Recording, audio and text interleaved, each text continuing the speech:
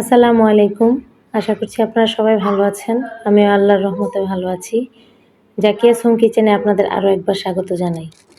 প্রথমে আমি মাছগুলোকে লবণ মাখিয়ে ভালো করে ধুয়ে নিয়েছি।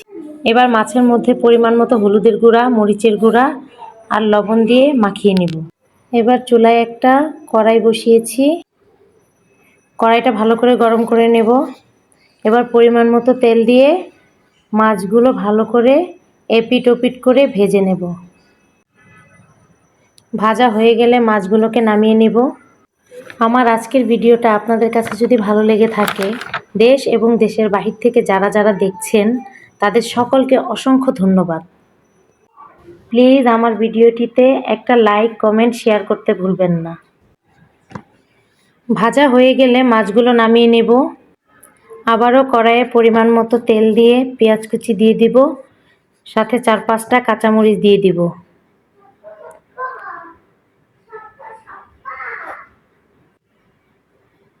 পেঁয়াজটা হালকা ভাজা হয়ে এলে পরিমাণ মতো লবণ, আধা চামচ আদা বাটা, 1 চামচ রসুন বাটা, আধা চামচ হলুদ গুঁড়া, 1 চামচ মরিচের গুঁড়া, আধা চামচ জিরার গুঁড়া আর একটা টমেটো কেটে দিয়েছি। এবার ভালো করে মশলাটা কষিয়ে নেব। মশলার র স্মেলটা না যাওয়া পর্যন্ত কষাতে হবে।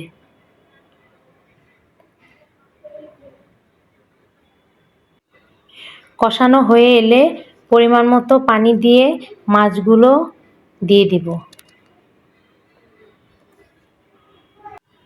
এবার রান্না হওয়ার আগ পর্যন্ত অপেক্ষা করব।